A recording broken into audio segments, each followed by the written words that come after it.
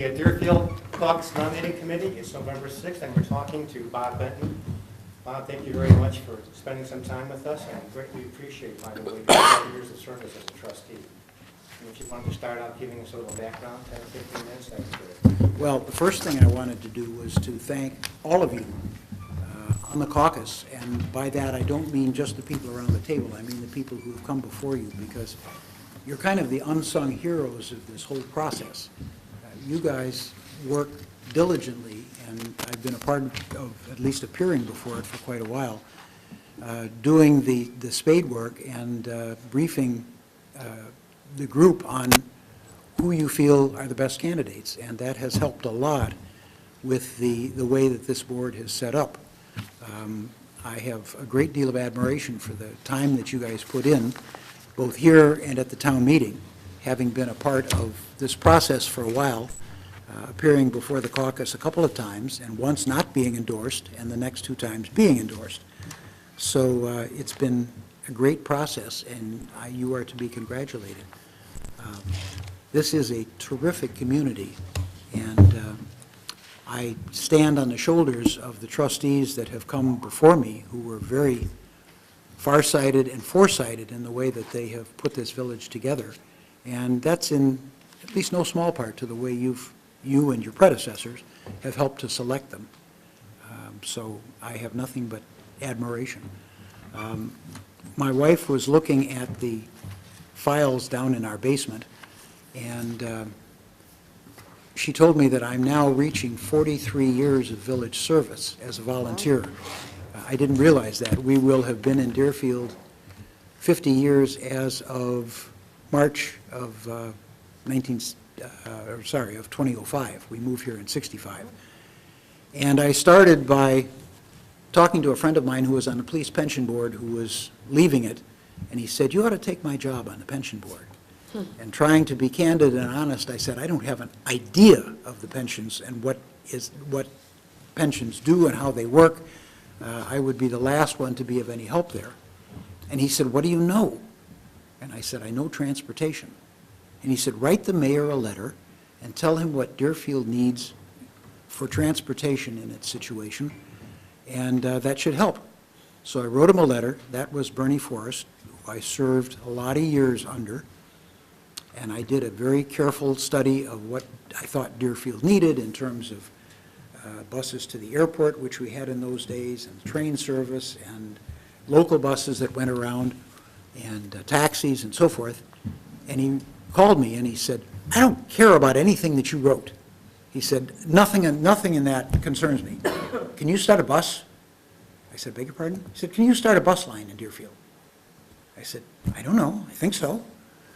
And I sat down with a kind of an ad hoc committee, and we designed the Deerfield Dial-A-Ride bus, which probably none of you remember. Yes, I do. Okay, Dorothy does. It was a combination commuter bus in the morning taking people to the train station. We didn't have a lot of offices then, so there was no reverse to the offices as we have now, but as soon as the commuter rush was over, excuse me, it became a computer-dispatched dial-a-ride where you could call it up and say, "I want to go from here to Jewel or wherever," and they would say, "Okay," and they'd look on the computer and they would say, "We can pick you up in about 25 minutes. And then when you're finished, call us and we'll come pick you up and take you home."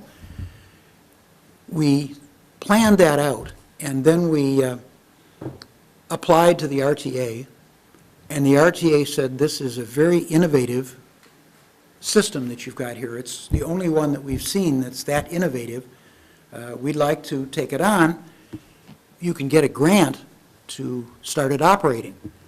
And I started researching grants, and the only way to get a grant was from the North Suburban Mass Transit District, which we were a member of, but our trustee to the transit district never bothered going to meetings. So I called Bernie Forrest, and I said, "I think I can get us a grant to operate this so it won't cost us much, but somebody has to be active in the district. Can you appoint me as the trustee since your trustee doesn't go?" And he said, "Yes." And I became the trustee to the North Suburban Mass Transit District, which I kept for about 20-some-odd years until Pace took over the North Suburban Mass Transit District, and basically subsumed it. I worked my way up through all the committees and served two terms as chairman, and that was how I got started. And when Nortran got subsumed into PACE, I said to Bernie, I can retire now. And his very words were, the hell you can. You seem to be able to get things done. I want you doing something in the village. So I said, can I join Plan Commission? And he said, yes. And Manpower accepted me, and I had 7 years as a commissioner and 5 years as chair. And then I ran for the village board, and that's where we are today. Thank you very much. Any questions for Bob? It's going to be a very short interview. Yeah. I have a question. You say as a mature village, we must be careful of our infrastructure and find revenue and priorities to make certain we maintain our standards. Where can we look for more revenue, and what priorities do you see coming up in the next? Well, that works out in two different ways. First of all, when I say find revenue for doing things, most of you know that we had originally planned to do Deerfield Road this year. And we looked into state funding and federal funding, but it turned out that this year they found out in planning for it that the light standards on Carlisle and I think on Kipling as well are Longfellow. Is it Longfellow or Kipling, the one that comes off Deerfield Road? It's Kipling because the school's on it. At any rate, those light standards were not on their property, it was on private property. And you can't do any kind of repair when some of the appurtenances are on private property. So they said, we're going to have to work out the transfer of getting those on private property. That took care of 2014. So we said, we'll do it in 2015. And we had it planned. Lake County said, we would like to take possession of Deerfield Road. And that will open up, because we don't have a lot of county roads in the south part of the county. That will open up a whole new revenue source for you. And we said, okay, but, and we didn't say it quite this way, but you don't plow very well. We would like to continue our responsibility to plow Deerfield Road, because those of you who've lived here for a while know that the plowing that's done in Deerfield is way above the other suburbs in the area. So we want to plow it, and we don't want to wait for you to do minor repairs. We want to do that too. They said that can be arranged. So they said, we'll come in and we'll offer to take it. And we said, that's great. So now we had state funds, federal funds, and county funds. But then IDOT, the state of Illinois, called us and said, by the way, we're going to be doing the overpass over Skokie Highway in Highland Park in 2016, and that's going to cause you major backups on Deerfield Road. But if you wait, we can do it all at once, we can cut the cost of it, and we can get it all done at once. We said, okay. So now it's 2016, but we have reduced our portion of it to a very small amount, something under 20%. So that's the kind of thing we look for when we can do that. The Cates Road overpass over the railroad tracks needs work, but it qualifies for federal funding. We waited until we got that before we put it into the schedule to do. So that's in terms of using other people's funds. For revenue, it depends on, basically on sales tax, where we're a little lacking these days because of problems like Deerbrook. And it also depends on, some people will say, if you need more funds, put a tax on something that out-of-towners use, that we don't use, so it hurts them. If we do that, and we have to be careful enough to work this out, it will dissuade people from having offices here. It will dissuade people from shopping here.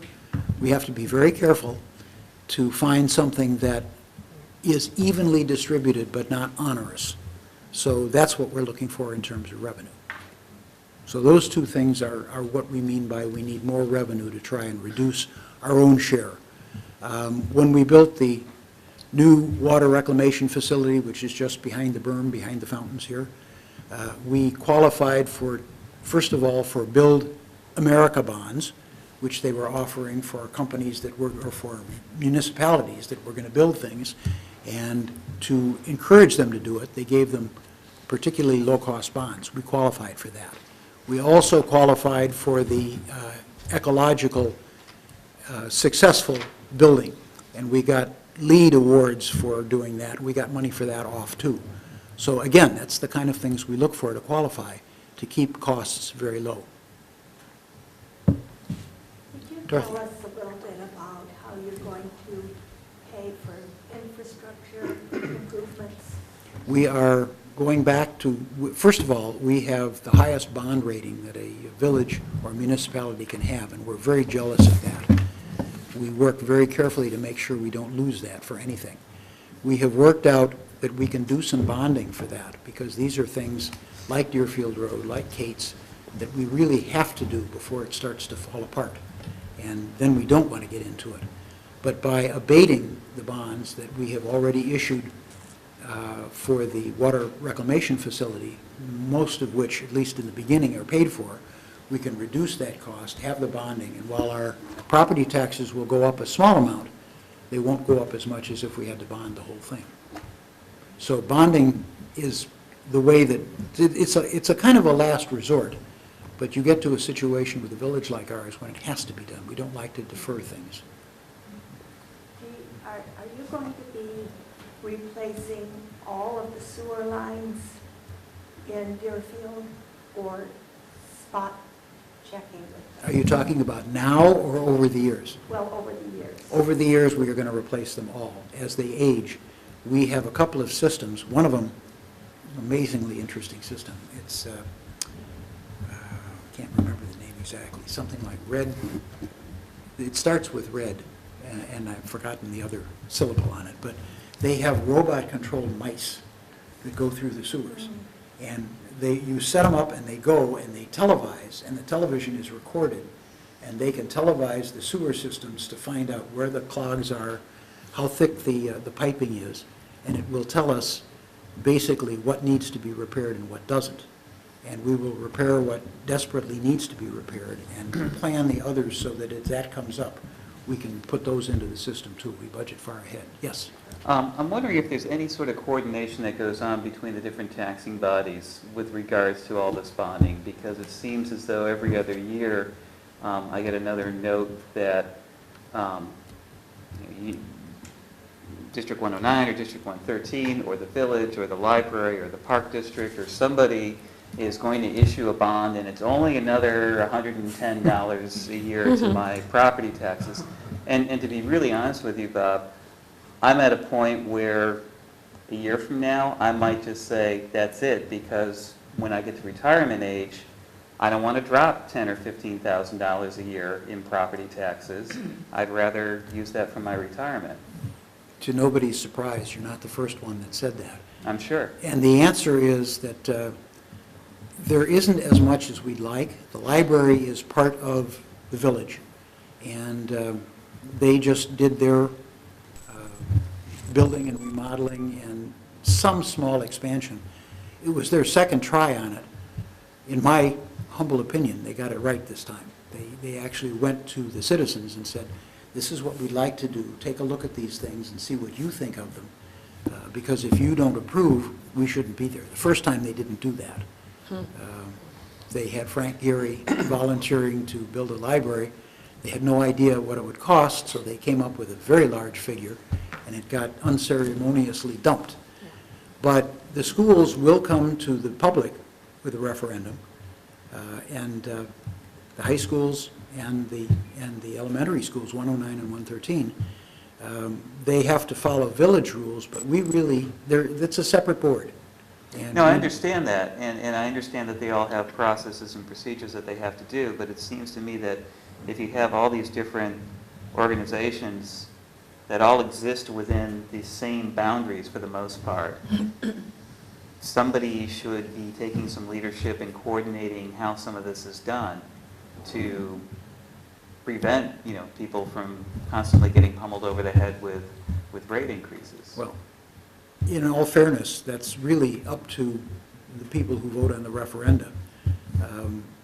We keep our share of the tax burden somewhere around 3%, and we get probably about 80% of the criticism when the tax bill comes out. you guys in Deerfield have raised our taxes so high that we can't afford to live here. And we keep saying, no, we didn't. Our part is still 3%. But the referenda that went through, you voted on the Park District, the School District, the Fire Protection District, the county, and that's where that comes from. I wish I could tell you that we could coordinate with them, but we can't. But the price for the Frank Gehry Library in Deerfield was $50 million. Mm-hmm. 25 from the village and 25 raised by the artist and his organizations and friends. But the future revenue, did anybody discuss that? It would have been enormous because of the site in Deerfield. People all over the world travel, as you know, at the airport, right? Mm-hmm. There. So, didn't anybody consider having quite a touristy place in Deerfield and that revenue? Well, I think first of all, they considered that the library board didn't really have an estimate of how much it was going to cost because they didn't have time. And as I recall, 109 was going in for a referendum, and they wanted very much to get theirs on the ballot ahead of the school So the district. timing was the Right. problem, actually. Well, a part of it, Huh? but also I'm not sure that having a world-class library in a small suburban village in Chicago is going to bring the world to our doorstep. I'm not talking about the world class, I'm talking about the architecture. No, that's what I mean. Yeah.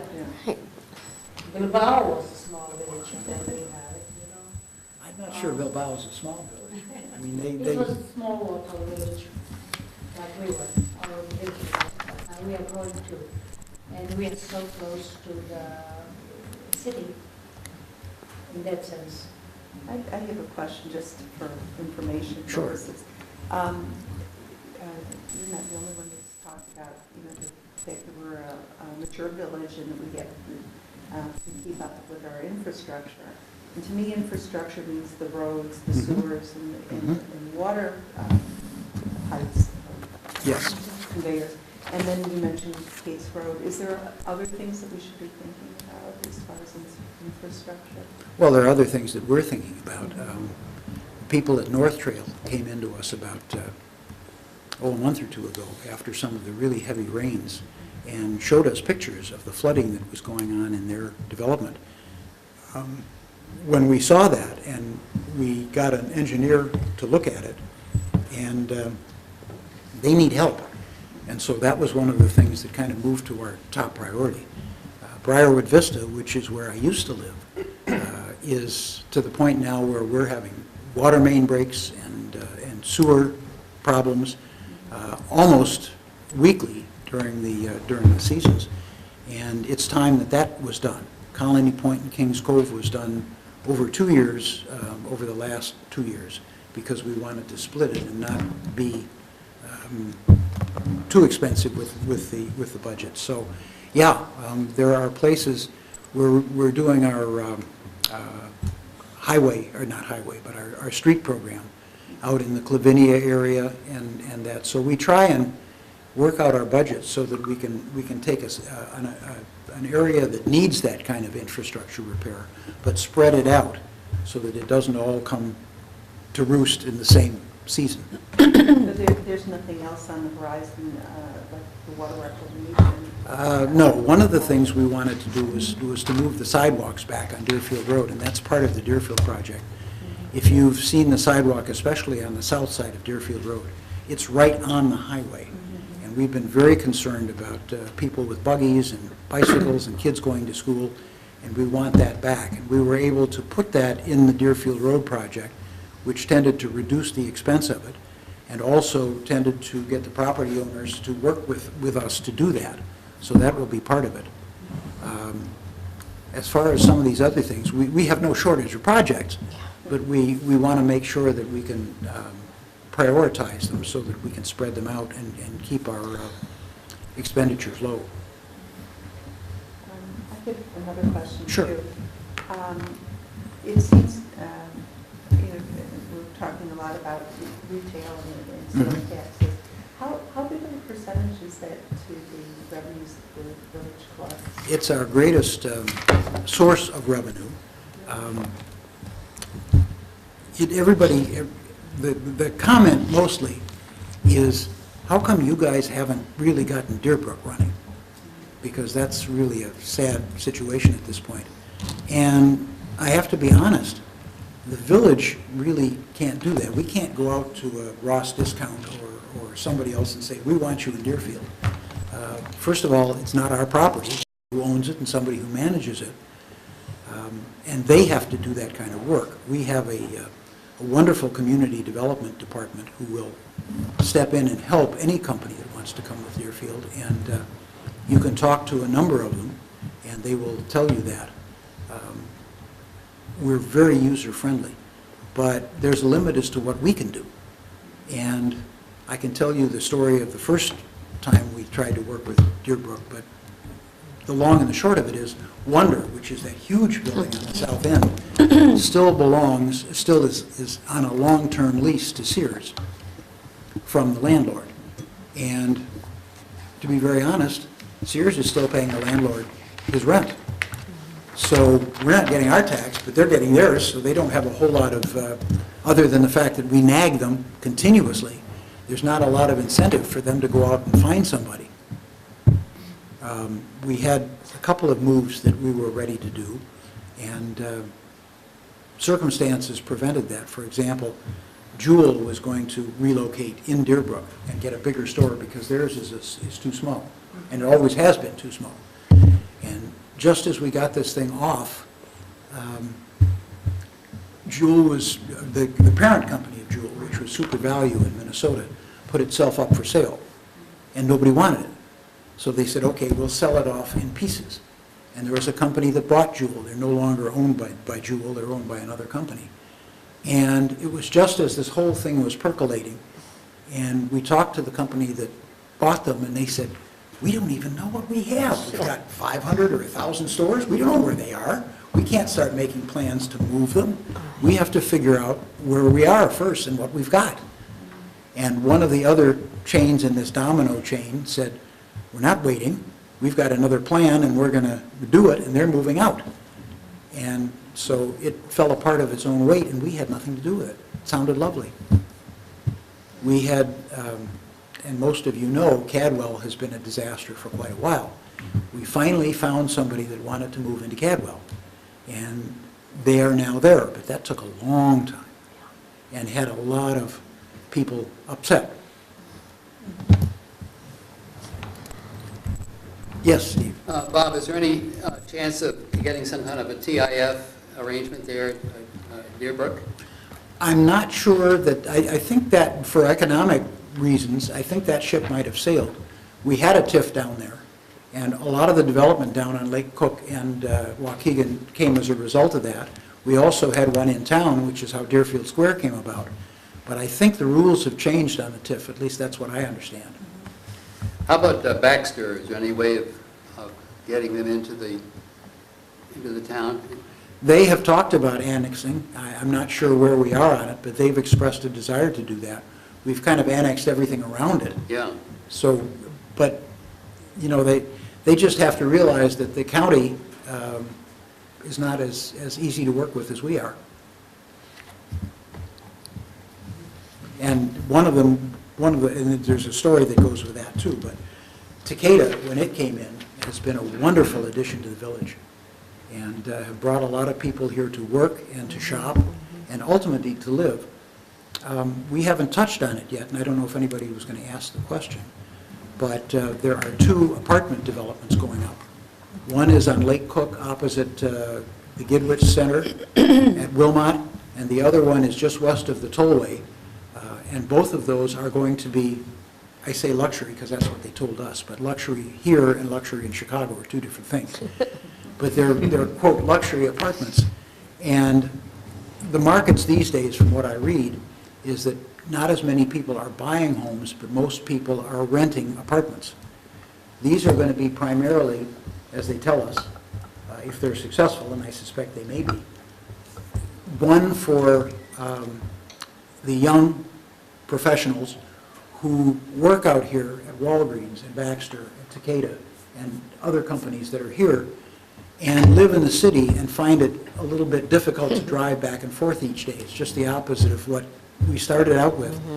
So they would like to live closer to where they work. They can still get to the city by car, by train, whatever, on the weekends if that's when they want to go, but they will be living closer to their jobs. And from our point of view, when they become older young professionals and they marry and they have children, they will know the attraction of Deerfield and the surrounding communities.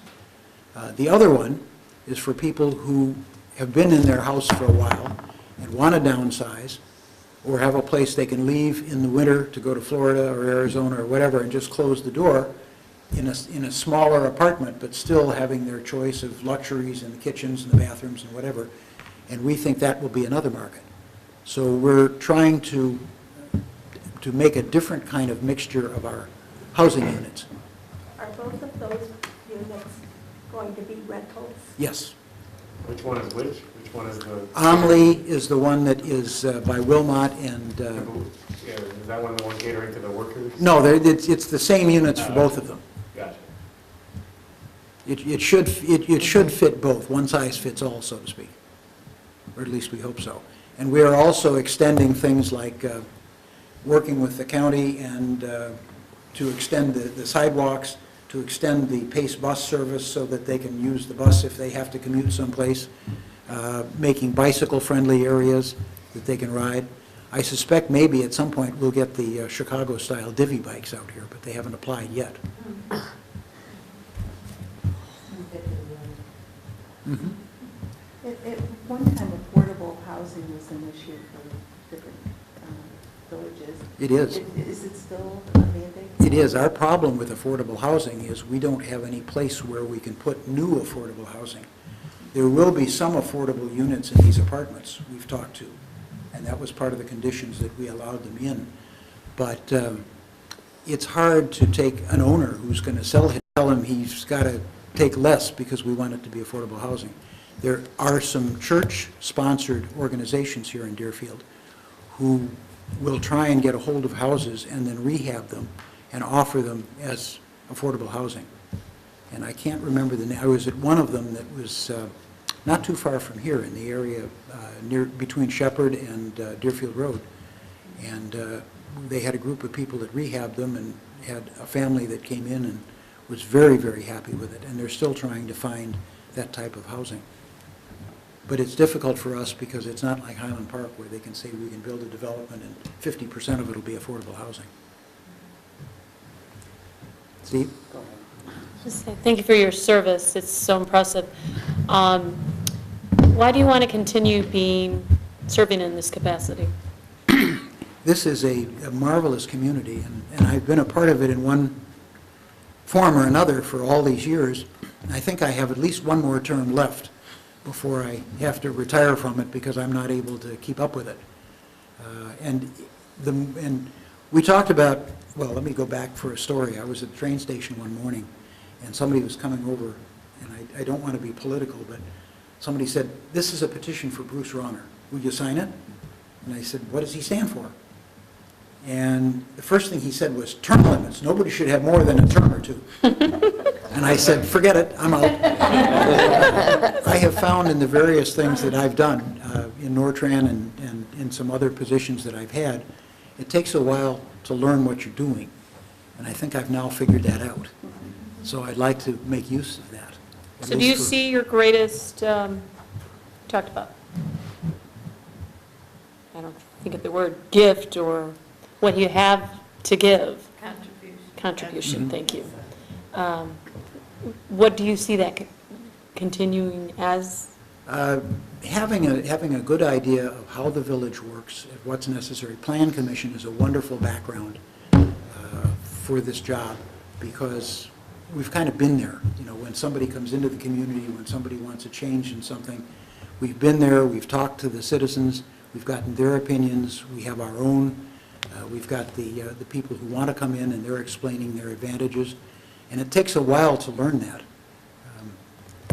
I was also a part, and I didn't put that in here, but there was what we called the tear down task force. It was when people were building these large houses, they were tearing down their small ones and building large ones. And the neighbors were saying, "It's so big. You know, I can't see I can't see the sun come over. So I think I was on that for somewhere between 5 and 7 years, just first as a member of Plan Commission and then as a member of the village board. And we tried to find some codes that would make it, code changes that would make it equitable for everyone. A plane of light. You can build so high, but you have to allow your neighbor to be able to see the sun. Your setbacks have to be a certain amount. You can't put your air conditioning out next to your neighbor's house so it won't make noise in yours. You know, that kind of thing. And it was a long, difficult process. And at the end of the process, when we proposed the ordinances before the village board, the builders, the sellers, and the real estate agents all came in and said, if you pass this, nobody is ever going to build another house in Deerfield. One builder said, you'll never see me again. I'll move out. And one of the people on the commission said, you know, I don't know we ought to pass this. I've heard so many people negative, and I've heard nobody for it. And I said, you won't, because the people who are for it, first of all, they don't know their neighbor is selling their house and what's going to go up next to it until they see the for sale sign and then the sold sign. We have to make the code before that happens. And secondly, the only ones you're going to hear are the negative ones. And when it came to the board, I was amazed at the number of people who stood up and said, this is the right thing to do. You guys are ahead of the curve. The company that said they were never going to build again came to us and said, well, we're only going to build remodelings. We're not going to build new anymore. And about 6 months later, they started building new, and now they're one of the major builders in Deerfield, which they were before. The real estate people are still talking with us. They're still friendly, and people still seem to be able to sell their houses. So you can't listen to everybody, but you get a good idea of what all of the comments are, and some of them are very strange. Do you guys know where the Presbyterian church, the Korean church is on Pine, and the park that's across the way where they play hockey in the winter? And Starland, which was in in Deerfield Square, ran out of space. And so they looked at the church, and the church was not very well off, and they couldn't afford to maintain it. And they said to the church, we'll buy the property, we'll keep you a tenant, we'll do the repairs, you can still keep your hours and keep your rooms when you need it, but we'll have our classes in there during the week when you're not using it. And they said, great. The neighbors were furious. They said, you're going to have all these people on Pine going 60 miles an hour down Pine. Our children are not safe. There's going to be so much traffic we can't get out of our homes. And when the kids play hockey on the rink, they're going to have, when the puck goes out on the street, they're going to have to go out and get it, and they could get hit by a car. I spent over 20 years of my life refereeing hockey in Deerfield and all over the North Shore. And I said, to the best of my knowledge, I have never seen a kid in ice skates climb over the fence and walk on the snow and the ice and on the pavement to pick up a puck and bring it back. Within 3 weeks after it was done, we never heard another word, and we have not heard since. So you hear a lot of comment, but most of it is negative, and we have to look beyond that. It's been a welcome addition. Yeah. Yeah. One more question. You have a long history looking back Mm-hmm. to the present. What do you see as Deerfield's prime needs going forward? Retail. We would like to get Deerbrook straightened out with strong retail in there. I would love to have seen, and I think probably everybody who's read the article would have loved to have seen Portillo's come to Deerfield. That really hurt us. We had no idea that there were any problems. We've tried to interest them in another location, but I can't think of one that we have to offer, given what they wanted. So we have to find a way to develop retail. And I'm not sure quite how we do that, but we can't afford, like many of the communities, a real estate specialist who goes around the country calling on companies. That would really be way beyond our budget. But we have to keep trying. Yes? Is it a zoning question? Because it seems No. that a lot of the businesses back there, I would venture to take a wild guess that Portillo's, it's like a little island over there. Like, No, there's not enough around there. Zoning was not a problem, and that particular property was exactly where they wanted to go. They found it. They said, we don't even have a group that goes out to find where our locations are. Everybody told us we needed to be in Deerfield. And this was one that was a restaurant, that had access from Lake Cook. The construction is over. We could build them, or they could build, the 2 drive-through lanes that they wanted. Everything was working out. So no, it's not a zoning question. We can be very creative on zoning when we need to be. I've heard it was something, there's something with that building that. We've heard it's something with the site, but we're not really privy to what they've come across. There's something in the Yeah, infrastructure. and they wanted to be open in the spring, and they know that with whatever they're going to have to do, if they in fact want to do it, they couldn't make that deadline. I heard that they did some soil samples and found that there was a lot of clay, and they were concerned about the building settling. Well, remember, first of all, there was a restaurant there, and there are 2 more across the way on the same Yeah. property. But secondly, it's on a landfill. That was a clay pit where they dug brick, and, yeah. And, We're sitting at it now. We're sitting at it now. exactly, well, Jerry, I don't know if you remember, but I was on Plan Commission when the Patty Turner Center had its hearing, and we were conducting the public hearing, and I was chairing it. And a woman raised her hand when we got into the public questions, and I said, yes, ma'am. And she said, tell me, she said, this was a landfill, so there's gas in landfills. Can you tell us what happens to the gas that's under there? And I said, that's a very good question. And I asked the engineer, and he said, you're right. He said, but it hasn't been a landfill for about 25 years, so there's not a whole lot left in it. But there is some, and he said, we have pipes up the side of the buildings, and we will pipe this out as it comes out. He said, there'll be no problem. And she said, thank you. And then we went on, and I said, okay, now we're going to close the public hearing. And her hand went back up again. And I said, ma'am, I said, we've closed the public hearing. And my colleague on the other side elbowed me and said, she asked a good question the last time. Listen to her question. And I said, no, we're finished. She said, no, listen to her. So I said, okay. And she raised her hand, and I said, yes, ma'am. And she said, you lied to me. I said, I beg your pardon? She said, you lied to me. I said, could you explain what you mean by that? She said, I asked you about gas, and you had this fellow over here answer. I said, yeah, the engineer. She said, that wasn't who I wanted to hear. I said, who did you want to hear? She said, North Shore Gas, who brings the gas here. I said, ma'am, that's in pipes. That goes to your house. That's not what was in the landfill. You have no problem with that. She said, oh. This question came up yesterday, I'm not sure who answered, but sort of the prospect of medical marijuana, speaking about retail. Could you share your thoughts with us about that? Yes, we don't have any choice with that. The state has decreed that medical marijuana will be for sale, that there will be a certain number of outlets. They have given us some parameters where they have to be, and they said we expect the villages to give us a location that would qualify. We do feel strongly that there is a need for medical marijuana, that people who really need it can be helped by it. So we wanted to look to see whether we could in fact qualify. There is, I think, one site, because you can't be close to a school, you can't be close to a park, you can't be close to a number of things.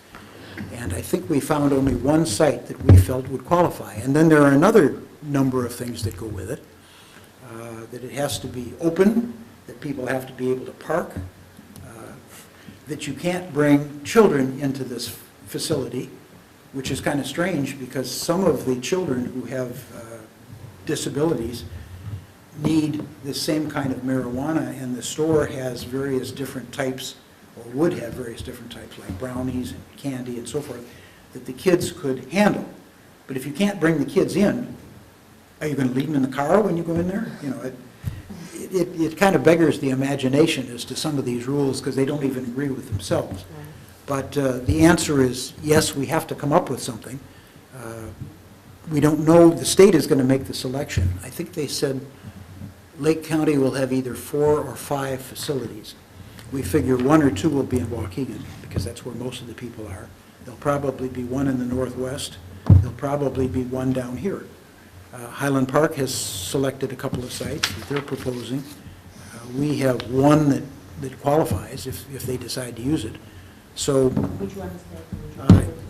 I think if I remember, the only one that would qualify is somewhere out in Cadwell, because it's not near a school. The church that's there doesn't have a school, and any place else would be too close to one of the schools we have around. Somewhere in that area, yeah. But again, it's not up to us to decide. It's up to the state to decide where they're going to put it.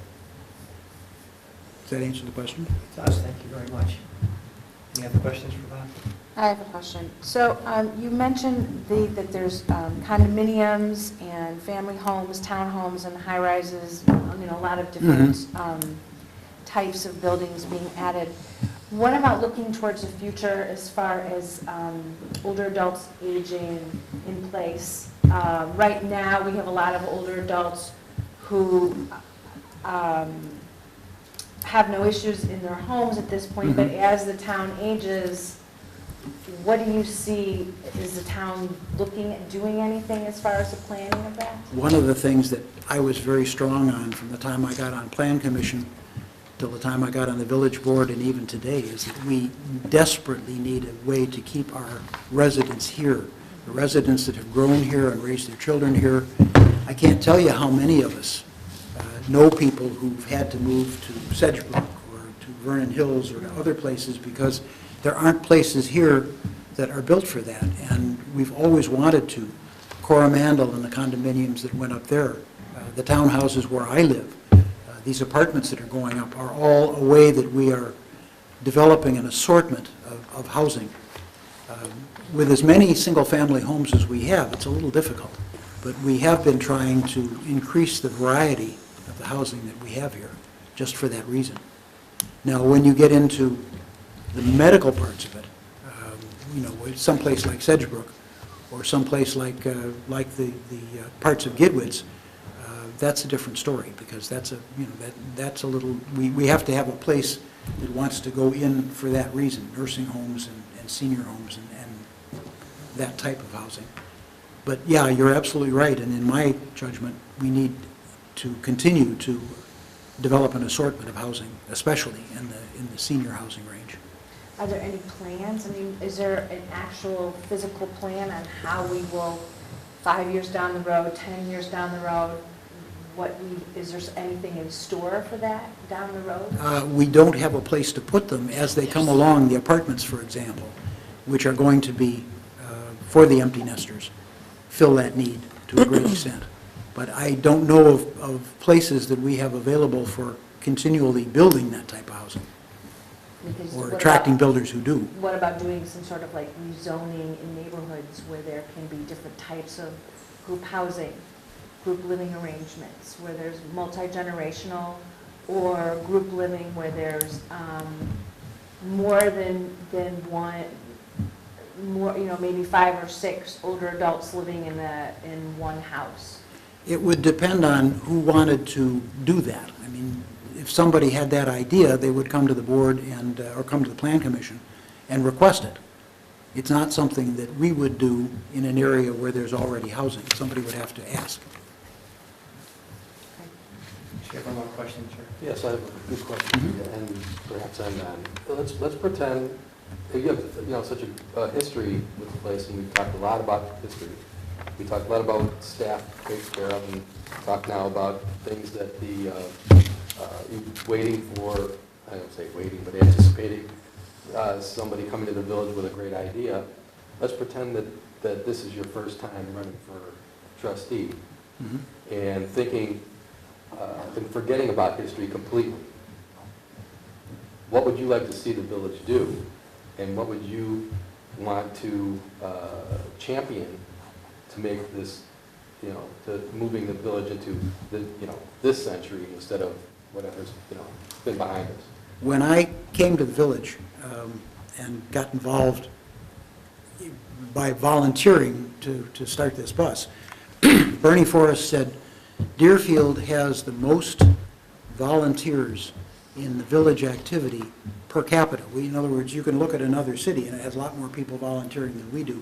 But based on the number of people who live here, we have more people involved in the village, in the life of the village and in running the village and in running the organizations that participate in the village than any other community in the country. That blew me away. But I would like to, and it seems to me as we've gotten, or as I've gotten older and as the village has moved along, we don't have as much of that volunteerism as we used to do.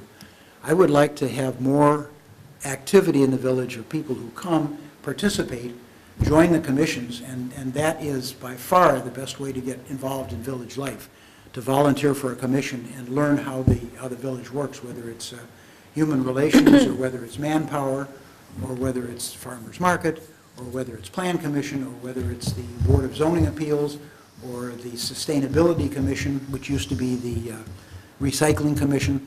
These are ways that people can get involved, can develop ideas and energy to make the village go. And we desperately need that.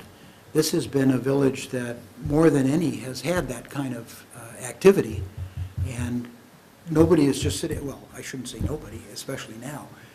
Less people are volunteering than are sitting back and saying, you guys aren't doing a very good job. Why aren't we doing this? Why aren't we doing that?